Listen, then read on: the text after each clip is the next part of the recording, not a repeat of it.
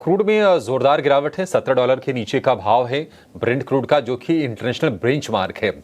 अब क्या कच्चे तेल की नरमी और बढ़ेगी, इस पर जरा जानकारी लेते हैं। हमारे सहयोगी विश्वमोहन हमारे साथ जुड़ गए हैं। विश्वमोहन, निश्चित तौर पर भारत के लिए तो राहत की चीज़ है ही, जितना क्रूड सस्ता रहे अच्छी बात है।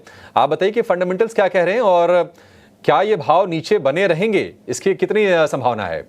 कि इसकी संभावनाएं तो बहुत कम है, क्योंकि कल ओपेक प्लस की एक अहम बैठक है और जिस तरह से दाम नीचे गिरे हैं 3 हफ्ते के निचले स्तर पर है। और 3 हफ्ते के निचले स्तर जो $70 के नीचे 10 सितंबर के आसपास हमने वो लेवल देखा था, उसी के आसपास ब्रेंट क्रूड का भाव है।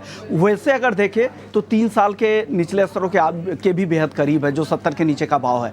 ऐसे में ओपेक प्लस के मेंबर्स चाहेंगे कि उत्पादन को जो कटौती वो जारी रख रहे हैं वो दिसंबर में भी जारी रखे। देखते हैं उस पर क्या फैसला होता है। लेकिन अभी की जो गिरावट है वो है लीबिया से। लीबिया में कहा जा रहा है कि कुछ घंटे में वहां पर अगस्त के महीने से पॉलिटिकल अनरेस्ट की वजह से, पॉलिटिकल जो विवाद थे उस वजह से उन लोगों ने उत्पादन को कम कर दिया था। उनकी जो क्षमता है वो 12 लाख बैरल की रोजाना उत्पादन की क्षमता है, फिलहाल कर रहे हैं 4.5 लाख बैरल। तो वापस से वो पूरी तरह से रिज्यूम करने की तैयारी में है, जल्द उसकी शुरुआत हो सकती है, वो एक दबाव बन रहा है। और साथ ही चाइना के जो नंबर जो आए थे सितंबर महीने के मैन्युफैक्चरिंग एक्टिविटीज़ के जो नंबर थे वो 5 महीने में लगातार यहाँ पर नरमी दिखी है। सर्विस सेक्टर के नंबर्स कमज़ोर आ रहे हैं, यूरोजोन के नंबर्स लगातार कमज़ोर आ रहे हैं, महंगाई अब धीरे धीरे घटती जा रही है।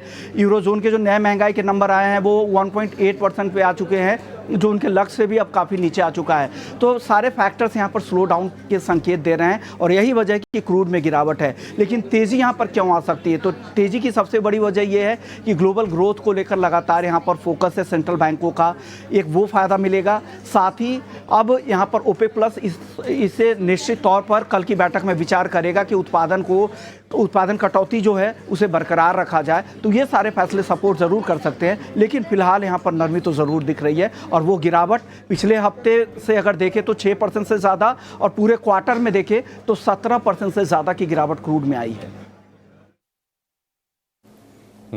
ठीक है, एक तिमाही में 17% की, और ये पिछले अगर आप 2-3 साल देखेंगे ना तो उसमें सबसे ज़्यादा आखिर शायद ये एक तिमाही की सबसे बड़ी गिरावट होगी। हमारे आज के फंडामेंटल एक्सपर्ट टर्टल वेल्थ के रोहन मेहता हमारे साथ जुड़ गए हैं। रोहन जी, बहुत शुक्रिया आपका समय देने के लिए। स्वागत है आपका टीवी स्वदेश पर।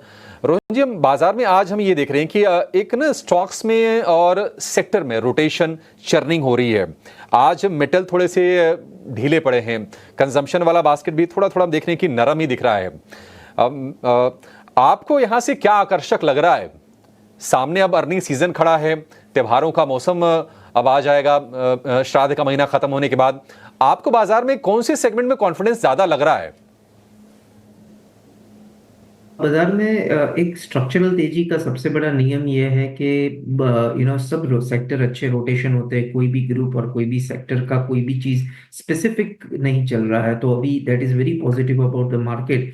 पर नियरली अबाउट 9 क्वार्टर्स में फर्स्ट टाइम ये हुआ है कि लास्ट जो क्वार्टर हुआ वो that is under performed, stocks is under performed market. और ये एक थोड़ी एक टेंशन वाली चीज है जहां पे stocks is under performed markets. But आप जब सेक्टर की बात कर रहे हो, अभी भी हमको ऑटो बहुत अच्छा लग रहा है, पीएसयूज में अभी भी बहुत वैल्यू लग रही है। तो ये दो जगह, और power, I think so this three is very interesting for us.